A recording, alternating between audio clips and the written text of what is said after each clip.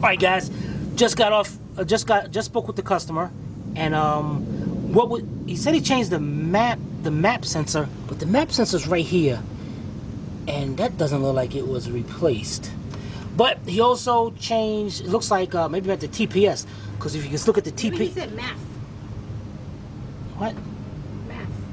Sylvia, come on. I'm just trying to figure it out. Yeah, looks like the TPS sensor was changed. I got new harness right here. He put a new distributor in.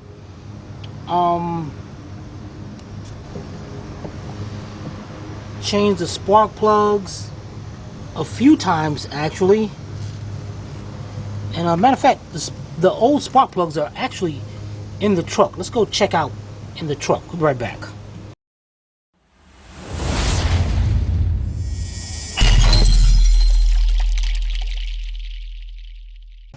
All right, guys. Let's. Okay, there they go over there. Let's check inside here. Is that a phone? Where? Holy cow, guys! Look at this! Who are you calling? What 1950? But wait a minute, this channel's a CB. It's a C. Oh, it's a CB radio? CB com phone. Yo! What's up with that, yo? Oh my god.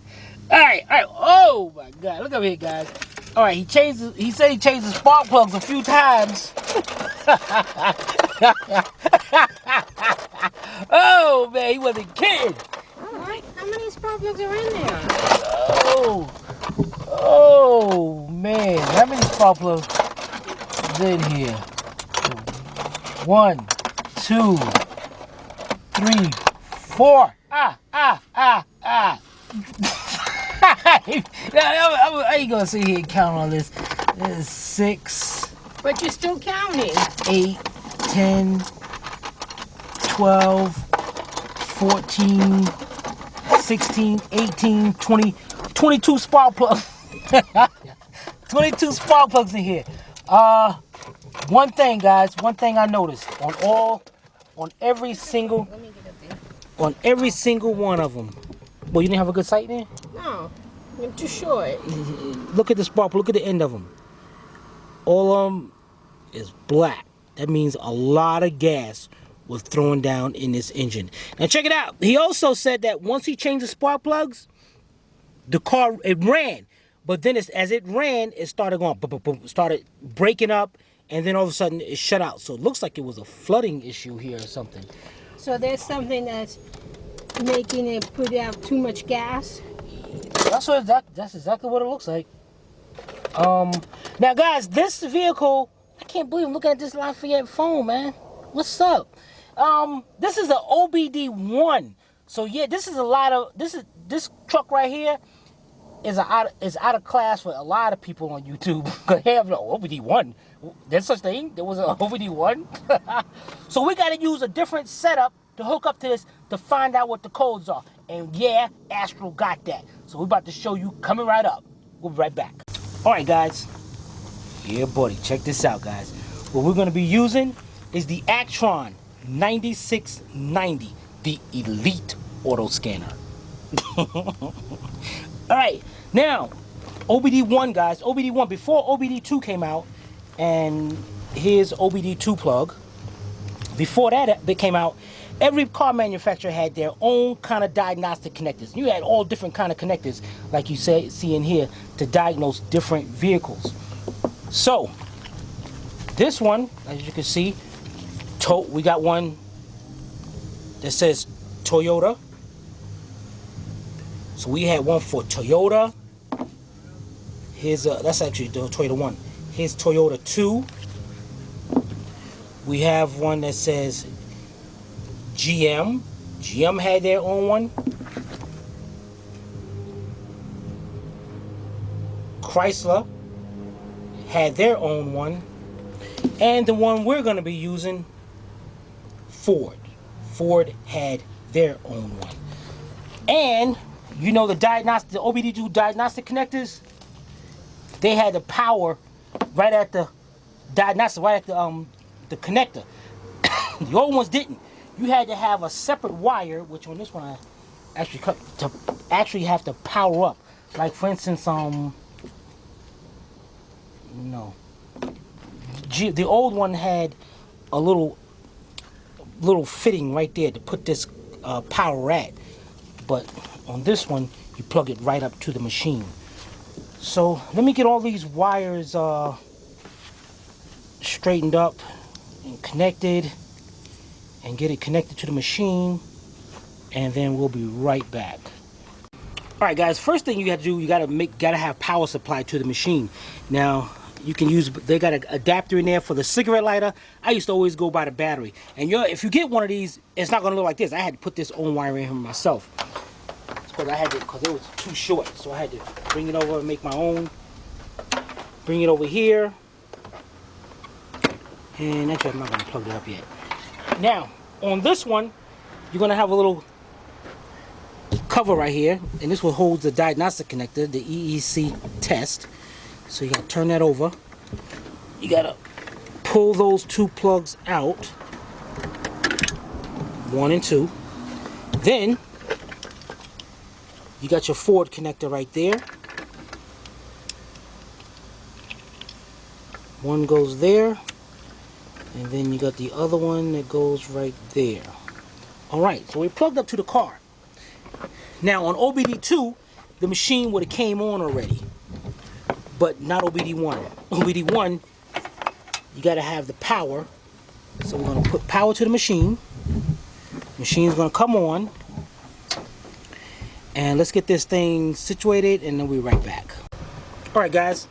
Once you hook it up, it tells you where to hook it up. Cigarette lighter, but I'm not using the cigarette lighter. And it says the vehicle connector is in the engine compartment. It could just say left side or something, I don't know. So let's hit enter. Turn the key off for 10 seconds and turn key on. So let me do that and I'll be right back. Alright guys, let's hit enter. We're going for diagnostic codes. Now on Ford you had the key on engine off, fast, slow, and key on engine running. Well, the car don't run, so I can't do that. So we're going to go key on engine off. Let's go down to slow codes. I mean, it goes through the whole system. Keep hands away. Yeah. Okay, and oh, that was quick. Oh, reading codes from module.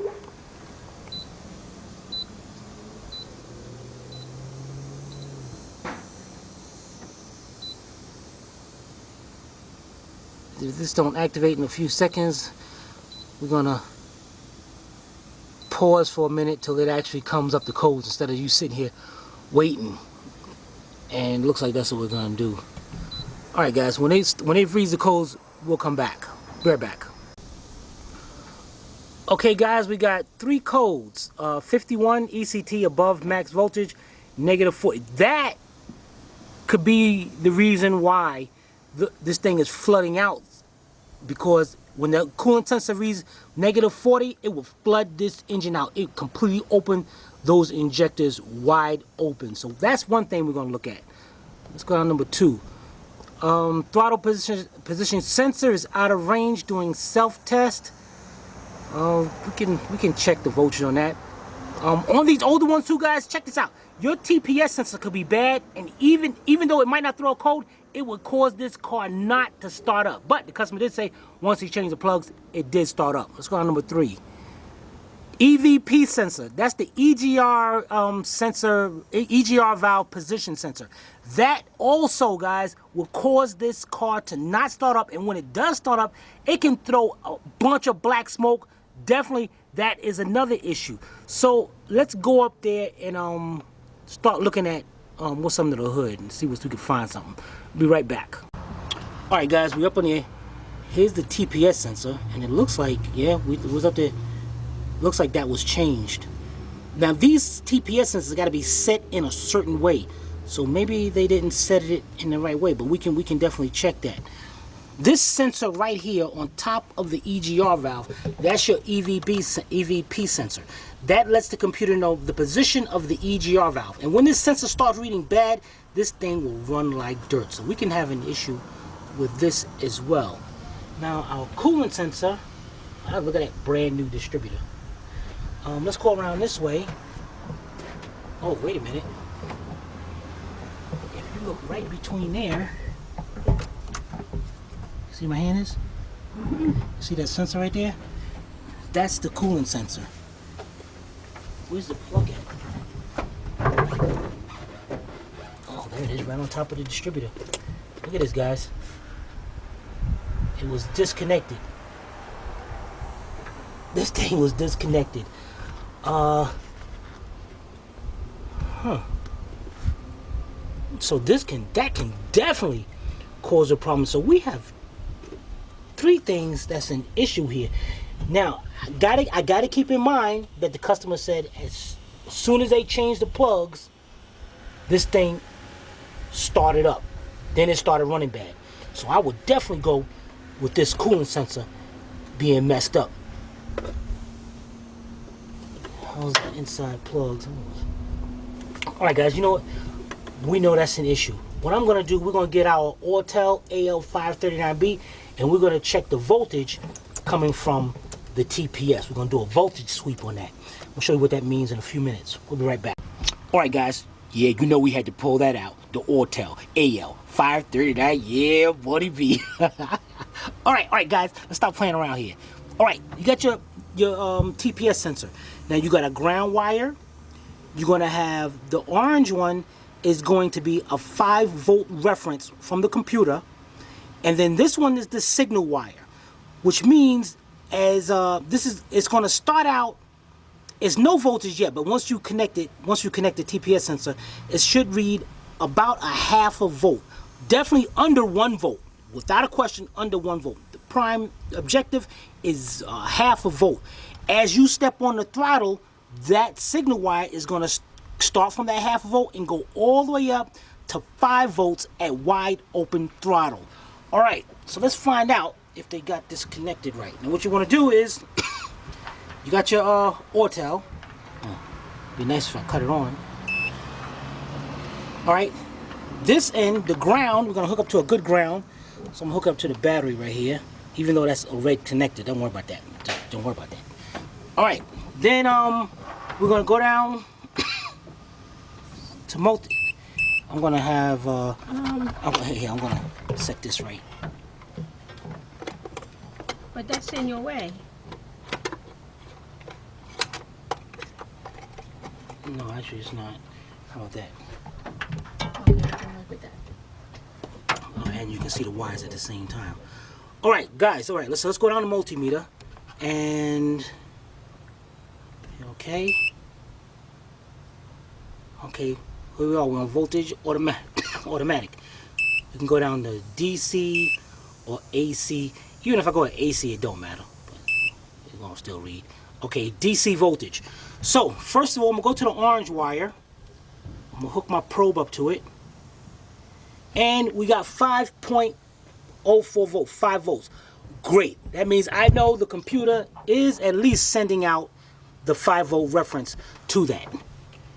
Next is the signal wire. Now, you know what, guys? Let's go. You know what? We're gonna check ground, and it's gonna be negative. So I'm gonna take this, hook it onto the ground wire, and then I'm gonna take my one over here to the battery. I'm gonna switch it over to positive.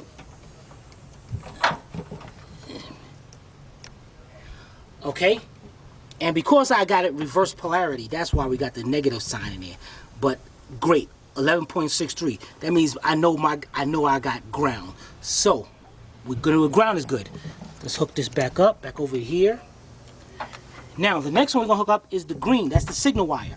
This one should be reading about a 1/2 volt max. Guys, when I say max 1 volt, if it says 1 volt, this thing is not right. So let's go in here, hook that up. Can you please move your hand, please? Tell me to move my hand. Move your hand, Dag. I'm trying to teach. Guys, look at that. That thing is outrageous. So what does this say? What is it saying, guys? So what does that mean, Sippy? I have no idea. Yes, you do. All right, so that means the TPS sensor right now is set at 3 volts. That means the computer now you're gonna get 5 volts. That's halfway That's about halfway on the throttle. The computer thinks right now you're halfway on the throttle. But I'm wondering why it's not running. But if this car starts up and the computer senses that, it will also start dumping a lot of gas. That is definitely another issue right there. So now as I push on the throttle, that number should rise and it should max out at, it might max out at 5 volts, but it might be just a little shy. So let's do a gradual, matter of fact, let's see if we can do it on this scale so you can see it. Now as I step on the throttle and I'm going down, that number should have been, dang, that ain't moving at all. Okay, now I'm at wide open throttle and it's at 456. That's about okay. Now as I slowly come down, it's not responding like it should. That line you see right there, that line should be like moving perfectly along. And actually, no man, look at this man. It actually it's stuck. I let go of the throttle right now and we're still at 4. Oh, this thing is, let's go back up to, yeah, look at this guys. We're at 4 volts right now and I'm not even on it.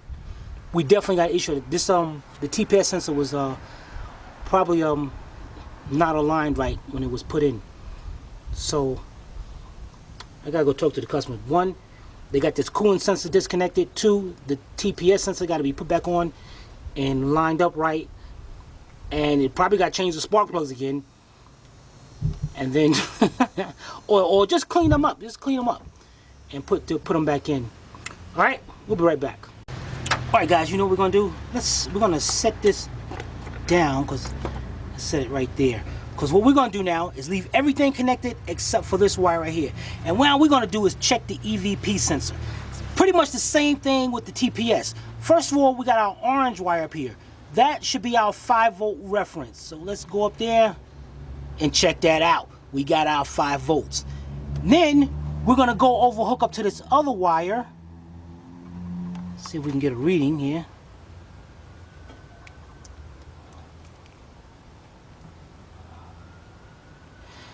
Okay, there we go, 0.30. I'm not sure. I think it should have been reading. Well, I guess that's pretty good. So what we're gonna do, guys, is on top of the EGR valve, there is a vacuum hose that we're gonna pull right off. Now we're gonna get our vacuum pump and we're gonna apply vacuum to the EGR valve. As we apply vacuum, that number should change. Now what is this going to tell me? This is going to tell me that if I apply vacuum and them numbers change, that means the EGR valve is good. If it don't change, that means it's bad, and that will definitely throw off the signal to the EVP sensor. So let's get our vacuum pump hooked up and check that out. We'll be right back. All right guys, we got our vacuum pump here. The cover's missing, but it's all good. Now what happens is, as I press this button right here, the lever, it's going to create a vacuum. Now if I'm holding it, of course it's not going to build up vacuum anything. But if I hook my finger onto it, then press the button, it picks up vacuum, and it should hold. It must be leaking someplace. I don't know, but come down. All right, so what we're going to do, we're going to hook up this end over here to the EGR port, the vacuum port. And then, as I'm gonna hit this one time, and this number should start rising. So let's hit one time. Oh, it's like this thing is leaking. I think it's my vacuum pump that's leaking. So let's. Dang it. Okay. It's at 144. That is good. Let's bring up more. Good. Max out, it should be at about 5 volts.